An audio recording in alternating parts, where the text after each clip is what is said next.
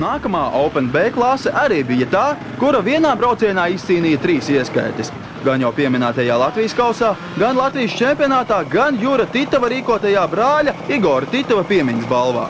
Uz šī starta, kā jau tas ir pierasts un notiek visbiežāk, izgāja kuplākais braucēju skaits 20 sportistu sastāvā. Starp viņiem bija arī tādi, kuri visai veiksmīgi startēja un izcīnīja ieskaitus un balvas arī iepriekšējā 125 B klasē. Bet pirmā brauciena pirmo apli visvātrāk izdodas nobraukt pagājušā gada Latvijas čempionam šajā klasē Ivaram Rubīnam. Otrajā vietā braucot ar savu spēcīgo četrtaknieku izdodas ierindoties Jānim Vinteram, bet augsto trešo jau braucienu sākumā sev izkaro iepriekšējās klases uzvarētājs Andis Dābols. Nākamajās vietās ar lielāku vai mazāku atstarpi ierindojās Armands Risters, Arvis Sanders, kurš jau spēkus bija izmēģinājis arī 125 B klasē, kā arī Vilnis Zeiza, Edgars Nēlants un Valdis Kupčs. Braucienam ejot uz savu laimīgo finišu, Ivars ar Jāni sāk skaidrot attiecības par vietu sadalu pirmajā pozīcijā. Un mēģinot apdraudēt Ivara līderu pozīcijas, Jānim Vinteram kādu no pēdējiem apļiem izdodas nobraukt pat par 2 sekundēm ātrāk nekā Ivaram. Taču brauciena gaitā iekrātais sekundžu pārsvars, turklāt augstasinīgi aizvadītie pēdējie apļi, ļāva Ivaram finišēt ar 1,2 sekundžu pārākumu. Kā jau minēju, netraucētu trešo vietu šajā braucienā izcīnīja Andis Dābols, bet izmaiņas nenotika arī cīņās par nākamajām pozīcijām. Un pirmo sešnieku veiksmīgi savā starpā dalīja jau pieminētie Armands Risters, Arvis Sanders, bet noslēdza Vilnis Zeiza.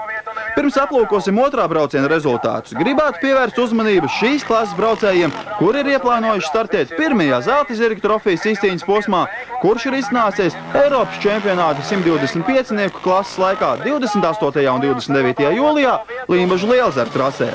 Kā bija plānots, fināla brauciena zelta zirga trofejas dalībniekiem Open B un C klasē risināsies otrajā sacensību dienā svētdien 29. jūlijā.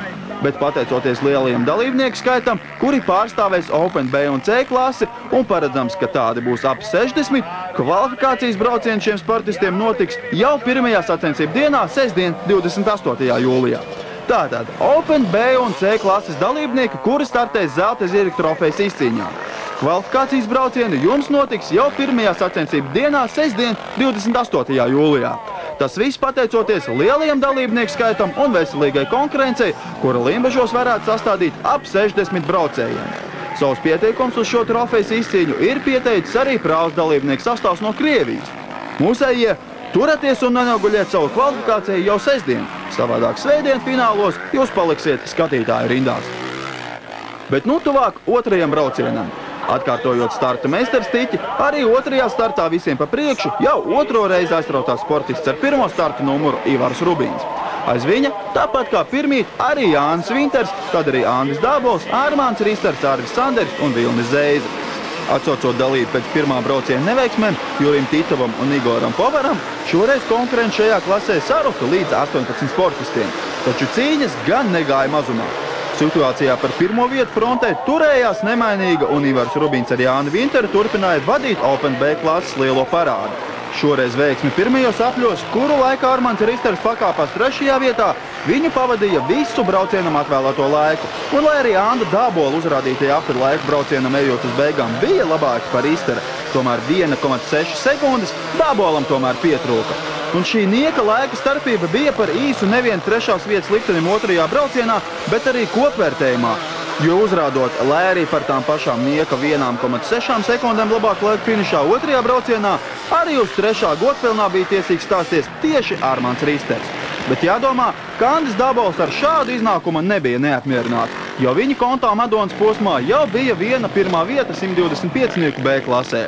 Bet šajā mazliet spēcīgākajā konkurencē uz Madonas pirmā pakāpiena stājās un Igora Titova piemiņas balvu Open B klasē savā īpašumā izcīnīja Ivars Rubīns. Otrais palika Jānis Vinters, bet rītnieks noslēdza Anda Dābola pārģērētājs par 1,6 sekundēm Armands Risters.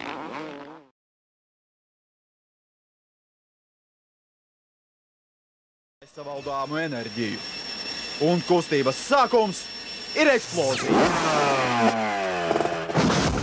Motorēvija piedāvā Baltijas kausa fonds sadarbībā ar apvienību par cilvēktiesībām vienotā Latvijā.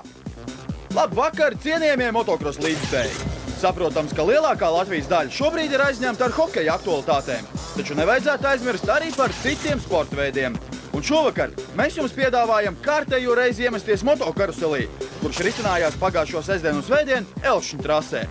Tur bija sabraukuši gan lieli, gan mazi motosportisti un motocienītāji. Un visus viņus vienoja Latvijas čempionāta 2. un 3. posms, kurš šoreiz bija noorganizējuši trases īpašnieki Dzamk Elkšņi 95, Feliks Holding Team un sacensību ģenerāla atbalstītāji Severstal Lat. Un jāsaka, ka ziņkārīgo trases malā netrūka. Autobraucēji, kur devās no Rīgas Ogres virzienā vai arī tieši uz Rīgu, labprāt piestāja šoseis malā un uzmet skatienu trasē notiekošajam. Bet kas trasē notika, par to pēc nelielas pauzītes. Vienīgais jau tagad atgādināšu, ka šo svētdienu Limbažos risināsies kārtējais Baltijas kausa posms ar iespējām līdzutējiem tikt pie tradicionālajām balvām. Gan.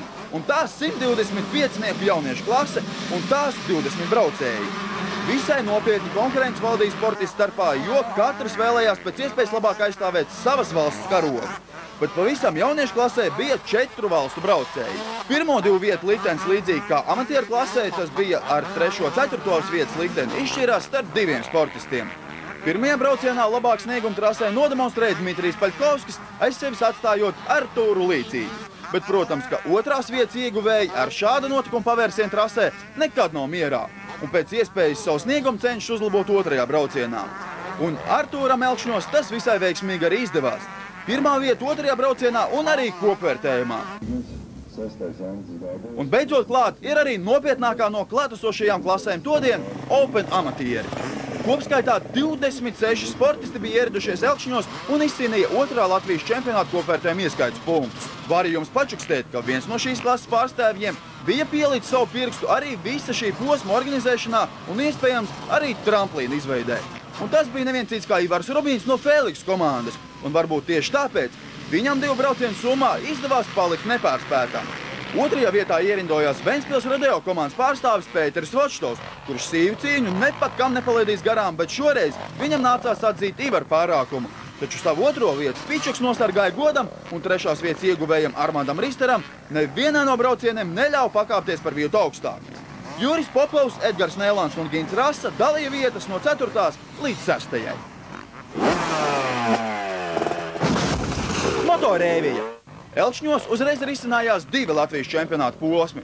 Par pirmās dienas rezultātiem un sasniegumiem jūs jau esat informēti, bet par 2. dienas lieliskajiem startiem es jums pastāstīšu pēc neilgas pauzītes, bet šobrīd aiziet un paņemiet pildspalvu un lapu un kārtīgi pierakstiet turpmāko informāciju. 500-nieki, gan 250-nieki, gan arī 125-nieki stājās pie vienas starta barjeras un izcīnīja ieskaites punktus. Tiesa gan punkti šiem braucējiem tika dalīti pēc klasēm. Brauc visi vienā braucienā, bet ieņemtās vietas vēl neko nenozīmēja, jo galējais vērtējums ir pēc izskaitļošanas, kurš ir kuras klases pārstāvs un kurā vietā viņš ir iebraucis. Un tāpēc lieliskajiem braucieniem dramatisma netrūka nevienā no apļiem, un 1. braucienā 1. vietu izcīnīja Leons Kozlovskis. Lai arī ļoti pārliecinoši viņš uzsāk šo braucienu, tomēr savu godalgoto viņš no sākotāja nosargāja tikai par kādiem pāris metriem. Labs starts un sanāca, un 3 riņu pirms beigām bija kritiens, kur rezultātā 3 piebrauc man klāt, un pēc kritiena nevar tik ātri savākties. Tāpēc varbūt arī tā bija, kad izskatījās, kad viņš tūlīt man apdzīs, bet kopsumā normāli. Kas kritiena iemesls bija? Tur mazie teica, ka špūrs pa lielu, kas lielajiem pa vainu? Gribēja bišķiņ pātri iebraukt līkumā, tādā ātrumā nevarēja iebraukt un nokrīt. Kā pats jūties jaunai sezonai? Es jau sagatavojies, vēl joprojām gatavojies vēl? Es joprojām gatavojos, loģiski neesmu tik labā formā, kā es biju pagājušajā gadā pirms traumas, bet nu jau ir normālāk nekā bija uz Valmieru, un es ceru, ka būs viss kārtībā. Lielisks starts un turpmākais brauciens padavās jaunajam Artūram Līcītim, kurš nopietnējā konkurencē izcīnīja augsto 3. vietu, un, kā izrādījās, šis panākums Latvijas čempionātā viņa karjerā pagaidām ir augstākais. Grūti, šausmīgi grūti. Es domāju, 2. braucienu neizturēšu. Pēc vakardienas galīgais spēka nav. Bet tad kā Elkšņu trases, cik bieži šeit esi trenējies, vai tomēr visi mazie saka, ka viņi trasi, bet tikai vienu reizi viņi trasē ir izbraukuši? Vai ar teviem tas pats ir bijis? Nē, mēs tu biežāk komandas treniņus kopējos uztaisījām. Un tā. Man var teikt pa pašu trasu un pa konkurentiem, kas saliek kopā Opens un 125-nieks, ir labi vai? Interesanti, lielāka burzma ir. Tā viss kārtībā. Konkurenti spēcīgi pagaidām vēl. Jāatrenējās. Kas tur bija? Nepārskaitījies kaut kā? Likās jau, ka laiž vaļā to bumu, un tomēr viņš nenokrita. Es pats spēju ātrāk pabraukt apakšā. Kā no pēdējās vietas vajadzēja sākt un diezgan pieklājīgi uzkāpa augšā. Kas vēl varēja vairāk, vai tomēr konkurence ir tik nežēlīga? Pašlaik nevar. Es Ventspilī stipri satraumējos. Un viena kāja man ir asinsrīte traucēta. Līdz ar to man muskuļiem nav skābeklis un baigi ātri nogurst kāja viena. Vairāk nevarēja ātrāk pabraukt. Starp līderiem pirmajos apļos bija manāms arī lieliskais un daudzās sacensībās nepārspētais Ivars Rubīns. Taču milzīgā konkurence un arī sacensības uzorganizēšanas pienākumi dažas spēka dozes Ivaram tomēr atņēma, un braucienā viņam 9. vieta. Redz, šoreiz laikam par tavu braukšanu šajā braucienā varētu teikt, ka super labi tā kā priekš tevim sāki un varēja labāk beigt. Kāpēc tomēr nesanāca tā kā iesāki? Nezinu, es domāju, viss bija fiziskajā sagatavotībā. Reiz bišķi pietrūka man tas viss tā tieši nobraukt tādā ātrumā līdz galam. Kurā aplī sāka tās vietas zaudēt, jo sākumā 3. laikam gāja pat vairākas apļus un tad... Bija kaut kādā 5., 6. aplī jau jūtu, kad konkurence spiež uz riteni un nebija vienkārši varianti. Bija vai jāpadodās vai jākrīt. Izvēlējos bišķiņu samazināt tempu un braukt mazliet lēnāk un tā.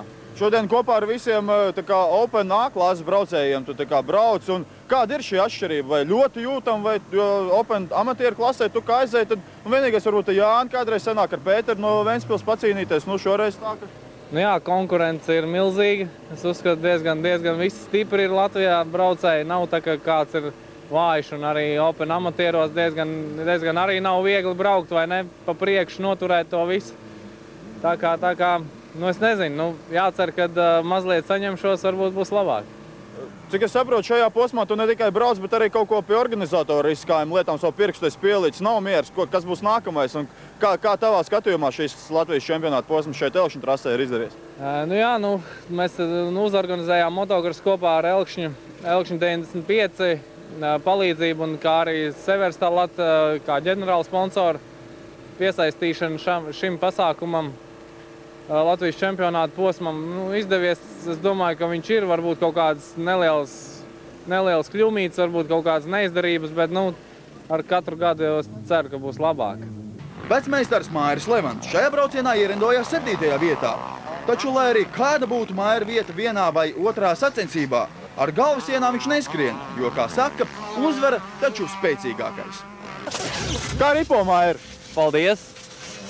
Labi, mocīts ripo labi, pats tāds pašvaks. Kas tu pa ziemnē strādājis?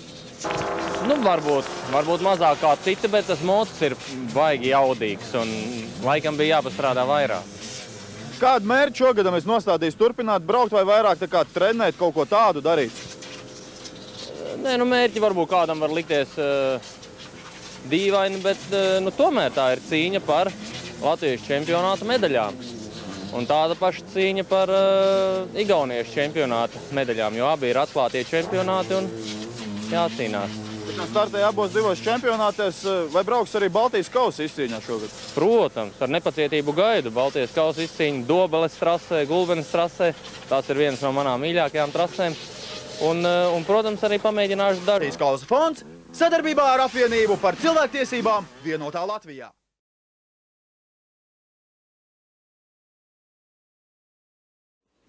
Labvakar! Klāt ir atkal ceturtdiena, un tas nozīmē, ka šobrīd jūs sēžat pie saviem televizora ekrāniem un skatāties rādījumu Motorēvija. Un šovakar mums atvēlētajā pusstundā ieskatīsimies 3. Baltijas kausa posmā, kurš risinājās Ventspils dzinterjūras trasē. Kā vienmēr, organizatori bija parūpējušies gan ar lieliskiem laikapstākļiem, gan arī par sportistiem, gan visiem līdzjutējiem, kuri ar savu klātbūtni kuplināja dzinterjūras trasu un mēģināja izvilkt laimīgo lozi Wall Street prognožu spēlē. Kā? Jūs vēl nezināt, kas ir Wall Street prognožu spēle? Katrā no Baltijas kausa posmiem visiem tiem līdzjutējiem, kuri ir ieradušies uz posmu, klātienē ir iespēja savā īpašumā iegūt ieejas biļetes uz pasaules čempionātu blakusvaļu klasē 10. un 11. augustā ķeguma zelta zirga trasē, 10 litrus liels kā Kimmel alus vai arī kļūt par mobilā telefona Siemens īpašnieku.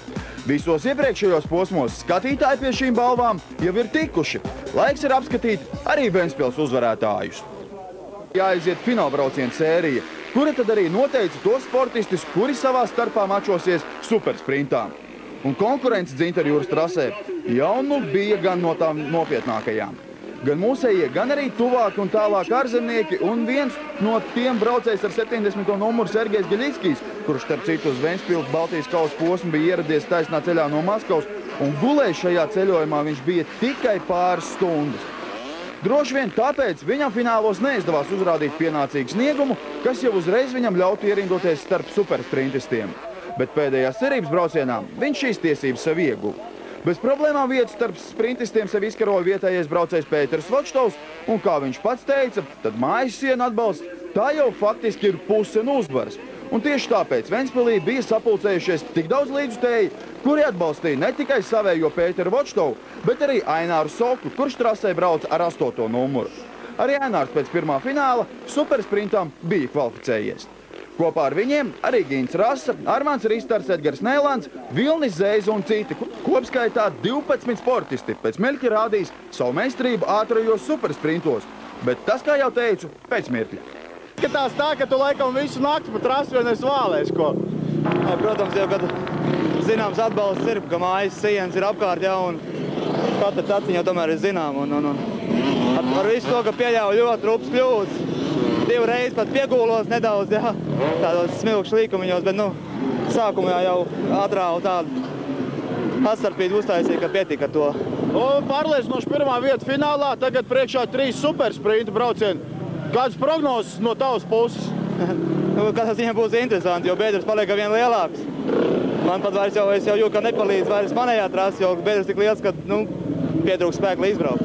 Tu сюда приехал прямым рейсом. Tu kā šeit esi ieradies taisnā ceļā no Maskavas? Vai tas tā ir? Jā. Un gulējis esi tikai pāris stundas. Vai miegs nenāk? Gribās gan. Kā ceļš? Kā sacensību pirmie iespēja? Super! Sākumā it kā bija grūti, bet tad iebraucos un viss bija super. Trasa ir grūta, bet labi. Pie mums šogad sacensības noris mazliet savādāk. Sākumā fināls un tad 3 supersprinti. Kas notika, ka uzreiz nekvalificējies sprintiem? Laikam gulēju. Vai konkurenti bija spēcīgi? Es vēl nebiju piešāvies pie šīs jaunās sistēmas. Vajadzēja jau kvalifikācijā kārtīgi nolaist. Pagaidām sprints vēl nav sācies, bet ko var teikt par šo jauno sistēmu? Как на твой взгляд, это отлично или можно по-другому? Pati sistēma? Protams, ka laba. Interesantāk. Vairāk startu, vairāk tekstus. Motorēvi iecīgākajiem zinējiem Open amatieri. Jā, nu žēl, ka Dzintarjūras trasi dalībniekus un skatītājs ar savu klātbūtni nepagodināja pērnā gada čempions Ivars Rubīns, bet šoreiz viņš nevarēja ierasties, jo gatavojās jau citām sacensībām. Un tā bija iespēja izšaut Pēterim Vočtovam, un savu iespēju piet tām savās mājās viņš garām nepalaida. Pirmais brauciens plus 12 sekundes un stabila pirmā vieta. Bet kāda mačošanās ritēja par 2. un 3. vietu? Armands Risters un Gins Rasa. Šis duels noslēdzās ar Armandu uzvaru, bet tikai par 1 sekundi viņš trasi nobrauc ātrāk. Un arī par vietām no 4. līdz 6. cīņa vedās bez kompromisiem. Edgars Nēlands finiša karodziņu sasniedz 4. Pēc sekundes finišē Vilnis Zeiza, bet vēl pēc sekundes Reinis Stepens. Patiesībā, ko vēl vairāk vajadzēja skatītājiem? Lieliska cīņa, intriga un nervu spriedze līdz pat pēdējam finišam. Bet mums šobrīd vēl tikai 2. starts. Un atkal nenatverams trasē Pēteris Vočtovs, un šoreiz viņš savu pārsvaru palielināja līdz pat 15 sekundēm. Toties atkal viens pēc otra finiša sasniedz nākamo vietu ieguvēju. Ar 3 sekundžu intervalu karodziņam garām pabrauc Edgars Nēlands, Reinis Stepens un Gins Rasa. Bet arī par nākamajām vietām cīņa ilga līdz pat beigām, jo katra vieta un katrs punkts supersprintā ir zelta vērts.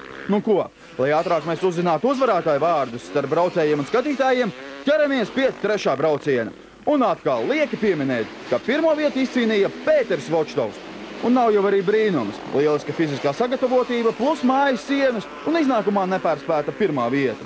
Bet par nākamajām cīņa izvērtās daudz mierīgāk, jo nogurums dažiem jau bija par sevi līdz smanīt, un tātad 4 braucienu summā Ventspilī nepārspēts palika rodeo braucējs Pēteris Vočtovs. kurš finišējot arī 3. reizi metās atpakaļ trasē, lai nobrauktu vēl vienu apli un pateiktos fantastiskajam atbalstam saviem līdzjutējiem.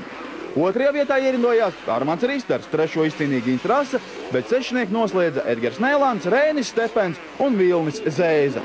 Tādi nu lūk bija Ventspils uzvarētāji. Tavs komentārs par šīs dienas sacensībām par supersprinta posmu šeit Ventspils interjūras trasē. Man liekas, ka viss bija jauki. Kā pašām personīgi ar savu sniegumu esi apmierināts vai tomēr kāds kļūdas bija? Vispār apmierināts. Vienā startā bija neliela kļūda, bet tā kā beigās viss normāli. Kā tev šīs sacensības pagāja? Stipri vidēji, bija slimojas, jā. Neiznāca tā kā gribējās, bet ceru, ka būs nākošais labāk. Kā tev ir sezona iesākusies jaunā un tavs viedoklis par jauno supersprinta sistēmu? Interesanti. Iepriekšā bija 2., tagad 5. Jā, tas process interesants ir, jā. Es saku, pārbaudīt savus spēkus. Un kā tev spēkiem? Vidēji, es saku, slimoju, jā, bet turpinu uzturēt formu un viss būs nākušām gonkām normāli. Pēter, es kļūdos vai kā, bet tu šajā braucienā pēdējais iebrauc finišā. Laikam, jā, es aizrāvos vēl ar vienu apli. Es domāju, ka vēl jābrauc ir. Stempiņš bija labs, domāju, ka vēl viens jānovizinās. Kur tu dabūji to stimulu? Tā kā šodien, cik braucienu bija interjūras rasē, tik tavs pirmās vietas viss? Tā kā es pirmais jau teicu, ka mājas sienas tomēr baigi palīdz. Un visi līdzjutēji tomēr ir atnākuši Ventspils skatīties uz vietējo braucēju. Tā kā, tas baigais spēks īstenībā. Vai palīdzēja arī tā prognožu spēles, tā kā tie prognožu rezultāti, jo skatījos tavā urnā, tur vietas vairāk nebija? Man jau atklāt runājot nepatīk tās loterijas, kad jau iepriekš jau tiek mests lovas, jo viss motocross, viss kaut kas var gadīties. Tā kā, paldies Dievam, ka tā viss ir noticis un kad es nav pievīlis tos skatītājus, kas ir likuši biļetes manā urnā. Un šogad krosos jau ir pierasts, ka līdzjutēji pēc sacensībām ātru soli vairs nedodas mājās, bet gan gaida tradicionālo izlozi, kurā ir iespēja ikvienam laimēt ieejas biļeti uz pasaules čempionātu blakusvaļu klasē 10. un 11. augustā Ķegumā un atgādina, ka apmeklējot Baltijas kausa posmus, jums ir iespēja tikt pie ieejas biļetēm uz pasaules čempionātu blakusvaļiem 10. un 11. augustā Ķegumā, laimēt 10 litrus lieliskā Kime Laus, vai, kā tas notika ar kādu jaunieti Ventspilī, no krosa aizbraukt runājot pa savu jauno Siemens mobilo tālruni.